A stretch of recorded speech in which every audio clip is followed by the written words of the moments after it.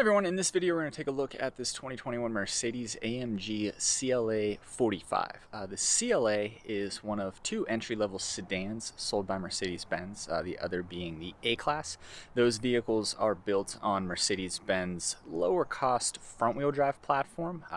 In total, Mercedes builds 4 vehicles on this platform. We've got the CLA here, the A-Class, the GLA, which is a subcompact SUV, and the GLB, which is a compact SUV.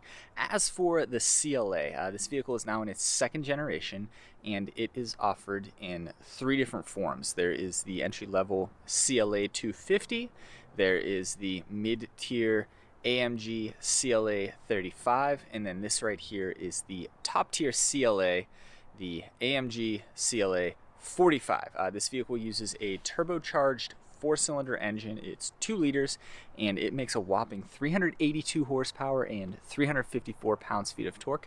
That is sent to all 4 wheels via an 8-speed automatic transmission. If you can't already tell by the bright yellow color and big black wheels, this thing absolutely rips. 0 to 60 comes in something like 4 seconds.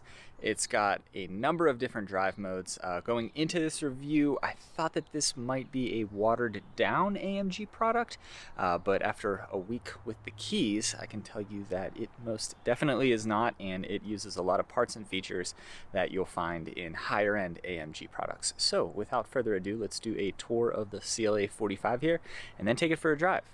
So this CLA 45 in particular is obviously very yellow. It's got a lot of black contrasting accents.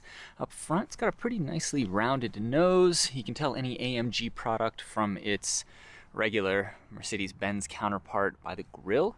You can see AMG models have this kind of waterfall style vertical chrome strips. Regular non-AMG models have horizontal strips. These are 19-inch wheels wrapped in Michelin Pilot Sport 4S summer tires.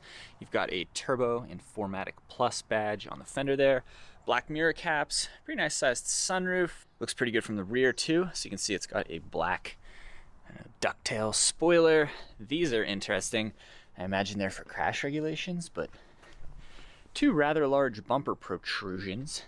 There's a little black vent there, although it does not appear to be functional. And then pretty large rear diffuser with 4 different exhaust outlets. One more thing I wanted to show off up front are these little fins on the bumper here. Look underneath and you can see exposed Torx screw heads. So if I had a Torx bit, I could probably just pop this thing off here.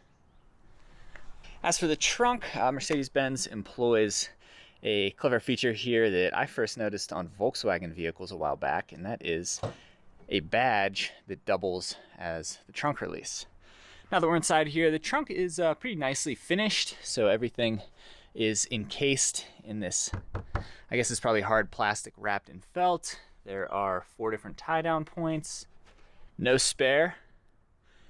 Looks like you get a pump and a patch kit.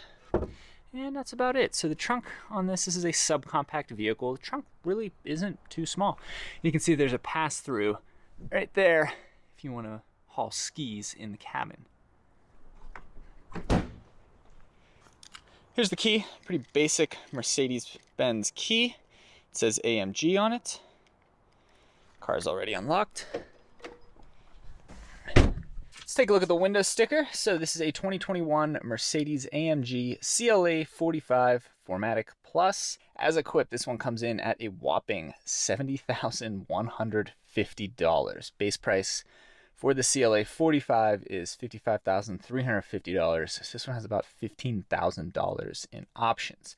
Options include those 19-inch black wheels, the multimedia package. This one has the AMG aerodynamics package. It has the AMG performance seat package. It has the AMG dynamic plus package, which comes in at $4,300. It also has drift mode along with race mode. As for the car itself, I absolutely love Mercedes-Benz modern interior design language. It is clean and minimalist, but also super, super functional. You don't find that very often. Functionality, unfortunately, is not a given. Even a century into car design, some cars still have plenty of flaws when it comes to ergonomics. Not modern Mercedes-Benz, though, which gives them a big leg up, in my opinion. Let's turn this one on.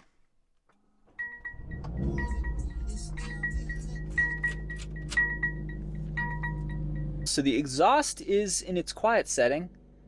There's its louder setting, but it doesn't get any quieter than this, unfortunately. But you've got Mercedes single pane infotainment and gauge cluster design there that's really functional. The shift lever is up here on the column, and given that this is an automatic transmission vehicle, you've got park, reverse, neutral, and drive.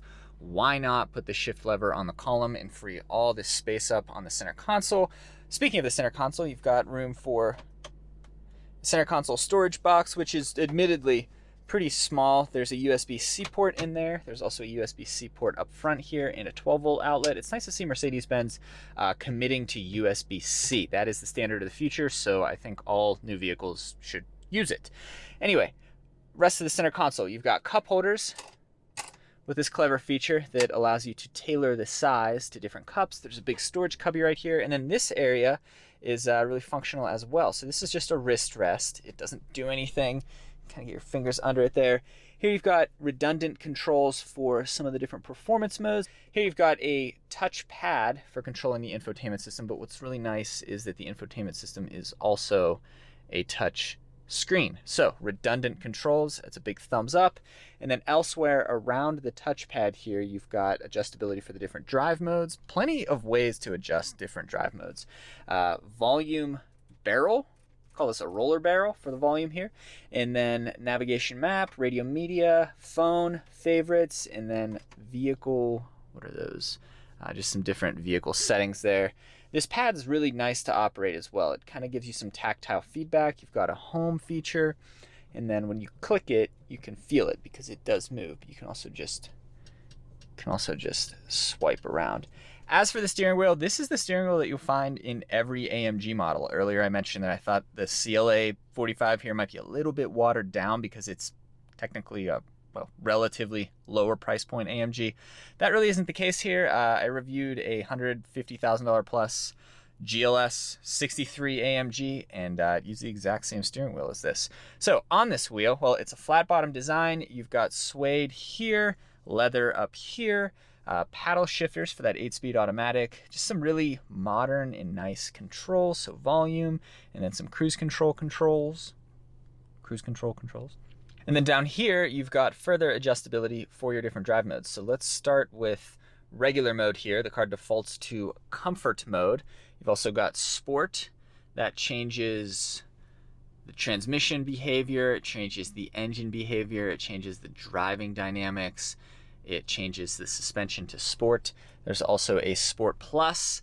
That turns on that more powerful exhaust setting. There's a Sport Plus mode for the exhaust. Turns the AMG driving dynamics to Pro, turns the engine dynamics to dynamic, and then from there you've got race mode.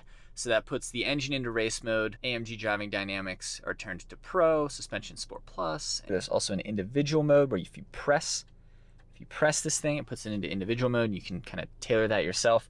Over here, this is fun too. You can control each of those 5 different adjustable settings via this area here. So if you click there, you can cycle through each of the different things, and then here is where you can adjust them. So exhaust is probably the easiest to demonstrate here. So we will go to, so you can cycle through, we'll go on exhaust, and then we'll push this button, and that will change the engine note or the exhaust note from normal, or Mercedes calls it balanced, to powerful, just by pressing this button. So you can cycle through all these different things here. You can put the suspension into Sport, Sport Plus, Comfort. You can adjust these different drive modes from the touchscreen. You can do it from here. You can kind of do it from here. You can do it from around the wrist rest here.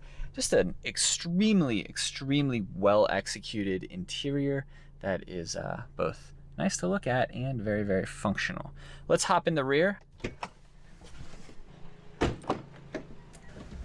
Oh, one other thing I wanted to touch on are these seats. You can see that the headrest actually isn't separate from the rest of the seat. It's all one piece. These are some very aggressive and, I gotta say, comfortable seats. You can also adjust the bolsters here so they grip you more or less.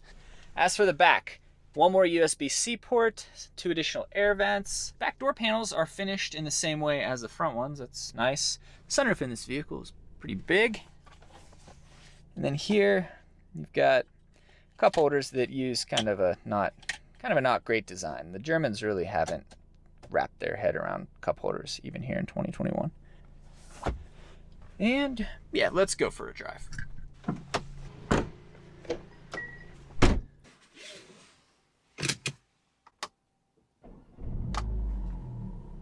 Okay, the Mercedes AMG CLA 45. Okay, right off the bat, you hear that noise? That is the passenger seatbelt knocking off of these really fun but plastic AMG sports seats.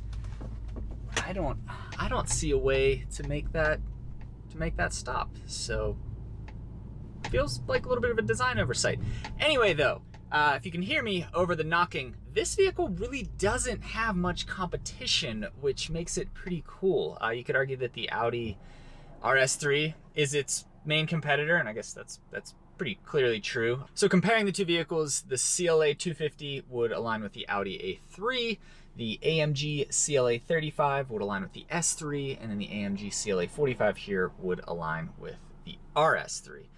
Beyond that, there's not much that competes with this car. BMW doesn't quite have a top-tier M, full-blown M version of the 2 Series Grand Coupe yet. I imagine they will. But for now, you've got the CLA family here in the A3 family. So right now we are in just the base default comfort mode.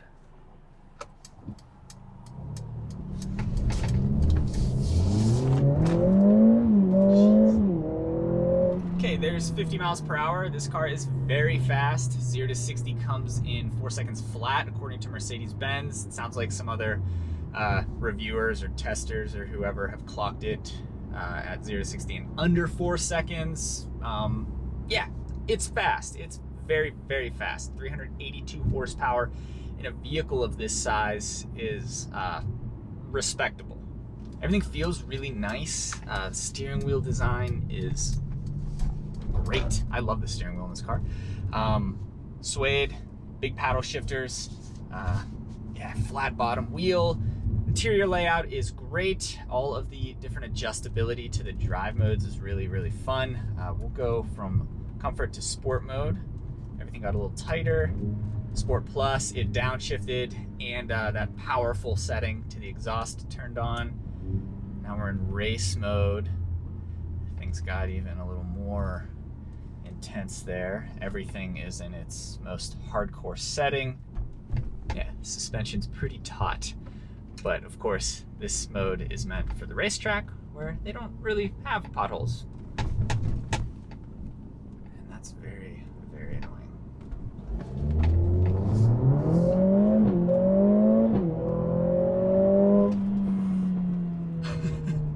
So that was in race mode. Felt faster in race mode. It felt more aggressive. It felt more visceral. I don't know if you could hear the crackles and pops from the exhaust, but it popped on every upshift, and then when I finally let off, there was a really nice rumbling sound. Yeah, this car's pretty fun. What's most interesting to me, though, about this car is that in its most basic form, it's kind of like a Toyota Corolla. It is a front-wheel drive, subcompact sedan. I know the Corolla is classified as a compact, so it's a little bit bigger, but it's still kind of what this car is. And then when you start adding things, you start adding a sportier exterior design. You start adding luxury interior features. You start adding high-tech features like a nicer infotainment system. Then you add 2 levels up, or I guess you could kind of even argue 3 levels up from the Corolla with this ridiculous 2-liter turbocharged 4-cylinder engine that makes 382 horsepower and 354 pounds-feet of torque. You've not only got an all-wheel drive system in this car, but it's a higher-end torque vectoring all-wheel drive system that is supposedly capable of sending all of its torque to the rear wheels. And at that point, you're left with this. So I guess you could look at it on the small front-wheel drive sedan spectrum. At one end, you've got the Corolla, and then on the complete other end, you've got the Mercedes AMG CLA 45 here. But distill this thing down to its simplest form, and has some things in common with the Toyota Corolla, which is hilarious to me. There's a pull-in sport mode. Sport Plus, we didn't downshift, but the louder exhaust note came on. And then in race mode here, yeah, I mean, let's just stay in race mode. Another downshift. It's a really low, bassy, burble sound.